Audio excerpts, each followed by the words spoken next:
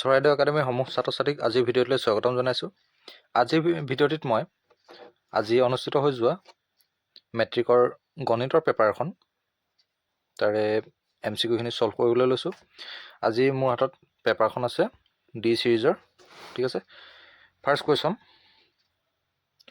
উক্তি আৰু যুক্তি ধৰণৰ কুৱেশ্যন আছিলে। যদি বহুলক আৰু মাধ্য ক্ৰমে 60 আৰু 66 তেন্তে মধ্যমা হ'ব 64। তো এই উক্তিটো শুদ্ধ, ইয়াৰ যুক্তিটো শুদ্ধ হয়, গতিকে ইয়াৰ শুদ্ধ উত্তৰ হ'ব অপশ্যন এ। এতিয়া এইখিনিতে কথাটো কৈ থৈ দিওঁ যে সকলোৰে চিৰিজবিলাক বেলেগ বেলেগ। আমাৰ এ, বি, চি আৰু এইফালে ডি, 4টা চিৰিজৰ পেপাৰ আহিছিলে। তো প্ৰত্যেকেই নিজৰ নিজৰ পেপাৰখনৰ কুৱেশ্যন নাম্বাৰটো মিলাই লৈ অপশ্যনকেইটা চাই ল'বা। 1 নম্বৰ আনচাৰ এ। নেক্সট 2 নম্বৰ কুৱেশ্যন, ইয়াতে এটা ছবি দিয়া আছিলে, শংকু এটা দিয়া আছিলে, ইয়াৰে কিছুমান মিলাবলৈ দিয়া আছিলে। ইয়াৰে অপশ্যন চি ইজ কাৰেক্ট হয়। কুৱেশ্যন নম্বৰ 3, ইয়াতে এটা দিয়া আছিলে যে কোনো সমাধান নাথাকে তেন্তে কে মান হ'ব।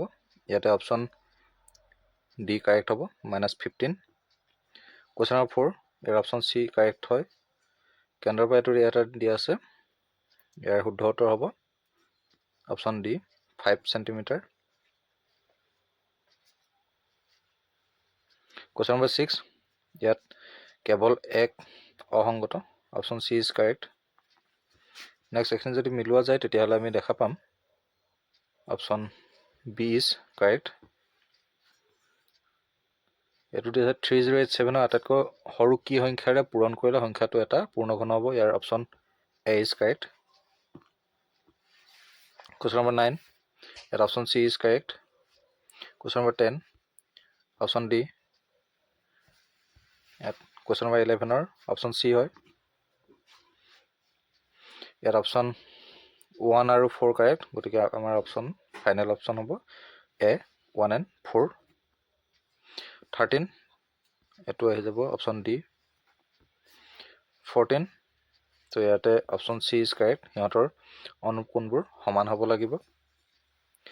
Question number 15, option A correct. Question number 16, কি হৈছে প্ৰথম 8টা মৌলিক সংখ্যাৰ মধ্যমা। তো প্ৰথম 8টা মৌলিক সংখ্যা কি কি হয় মই এটা লিখি লৈছোঁ, 2, 3, 5, 7, 11, 13, 17, 19। 1, 2, 3, 4, 5, 6, 7, 8, ঠিক আছে। 8টা আছে, ইয়াৰ একেবাৰে মাজত থাকিব 7 and 11, দুইটা প্লাছ কৰিলে আহিব 18, 18/2, that means answer 9। Option B is correct. 17, ইয়াৰ আনচাৰ আহিব অপশ্যন চি। কুৱেশ্যন নম্বৰ 18, ইয়াৰ আনচাৰ আহিব অপশ্যন এ। এই সকলোখিনি মিলাই ল'ব লাগিব, ফাইনেল অপশ্যন এ আহিব। দুটা বৃত্তৰ ব্যাসাৰ্ধ দিয়া আছে আৰু পৰিধিৰ সমষ্টি সমান, গতিকে ইয়াৰ অপশ্যন ডি আহিব। কুৱেশ্যন নম্বৰ 20, ইয়াত আনচাৰ আহিব অপশ্যন বি। কুৱেশ্যন নম্বৰ 21, সকলো বৰ্গ সদৃশ, এইটো শুদ্ধ হয়। সমান সংখ্যক বাহুৰ দুটা বহুভুজ সদৃশ হ'ব যদি সিহঁতৰ অনুৰূপ কোণবোৰ আৰু অনুৰূপ বাহুবোৰ সমান। অনুৰূপ কোণবোৰ সমান ঠিকে আছে, কিন্তু অনুৰূপ বাহুবোৰ সমান নহয়, আচলতে সমানুপাত হ'ব লাগিছিলে। গতিকে অপশ্যন উক্তি এ শুদ্ধ, বি অশুদ্ধ, অপশ্যন এ।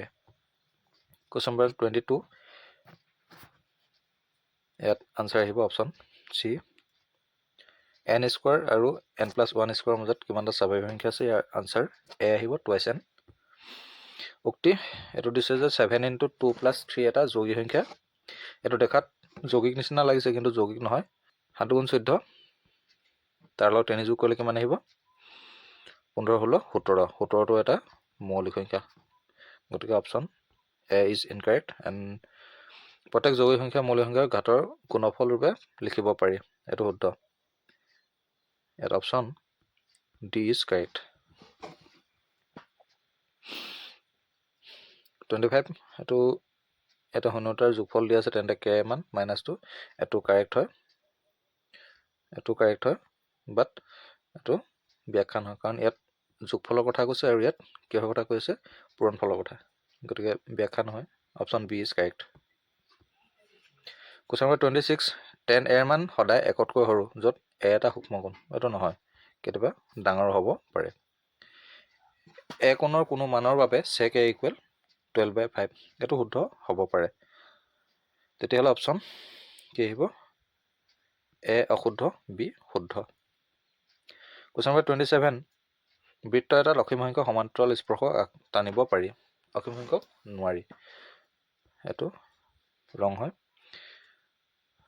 বি এইটো কাৰেক্ট হয় এ অসত্য আৰ সত্য অপশ্যন চি ইজ কাৰেক্ট যদি দুটা ৰেখাৰ সমান্তৰাল হয় তাৰ এডাল দিয়া আছে তেন্তে আনডাল কি হ'ব সমান্তৰাল হ'বলৈ হ'লে আমাৰ চিষ্টেমটো কি আছিলে যে a1/a2 equal b1/b2 but not equal c1/c2 ঠিক আছে তো তেতিয়াহ'লে অপশ্যন বিত চাওঁ 2 দুগুণ 4 3 দুগুণ 6 ঠিক আছে 5 দুগুণ 10 হ'ব লাগে নহয় বেলেগ গতিকে option B is correct question number 29 এইটো আনসাৰ বি আহিব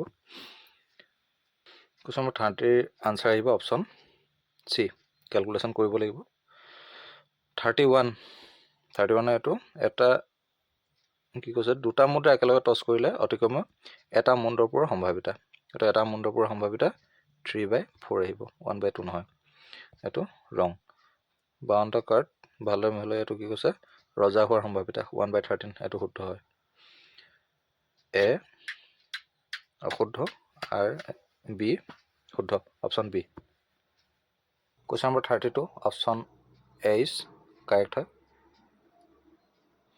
নেক্সট কুৱেশ্যন নম্বৰ 33 ইয়াতে 1 আৰু 4 কাৰেক্ট হয় 1 and 4 ক'ত লিখা আছে option C is correct 34 year answer আহিব 25:4 35 বহুলক শ্ৰেণী বুলি কোৱাৰ লগে লগে আমাৰ এটো আহিব 55:70 অপশ্যন চি ইজ কাৰেক্ট তলকোণৰ সমান্তৰ প্ৰগতিত আছে আৰু সিহঁতৰ সাধাৰণ অন্তৰ 2 তো ইয়াত option B is correct question number 37 এটো গোটেইখিনি ক্যালকুলেশন আমি কৰাৰ পিছত আমি পাই যাম অপশ্যন বি 50 ডিগ্ৰী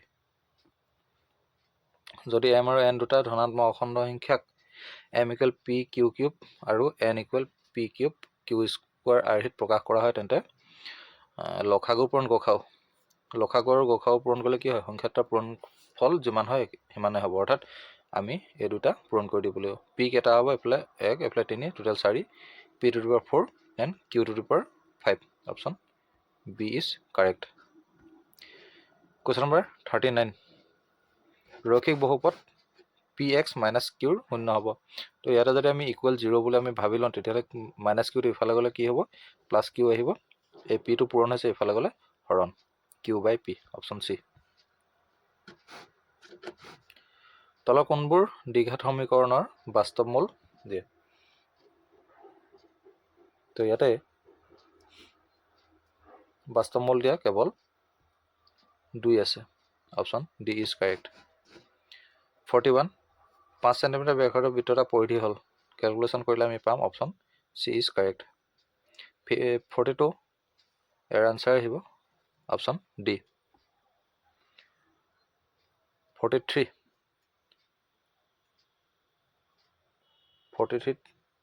কি কৈছে যে কোনটো ক্ৰম শুদ্ধ হ'ব ঊৰ্ধ্বক্ৰমত তো ইয়াতে যদি চোৱা যায় আটাইতকৈ কম আহিব AB AC BC AB AC BC option D is correct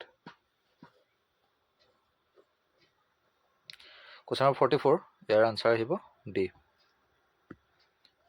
45 year answer আহিব 13.5 এয়া আছিল এমচিকিউৰ সলিউশন নেক্সট যিকিটা কুৱেশ্যন আছিলে লং কুৱেশ্যন এইকিটা এফালে চাই ল'বৰ কাৰণে দিছোঁ ইয়াৰ আনসাৰখিনি এতিয়া নিদো নেক্সট এই পেপাৰখনৰ কমপ্লিট সলিউশনৰ ভিডিঅ' মই এক্সাম শেষ হ'লে মই আপলোড কৰি দিম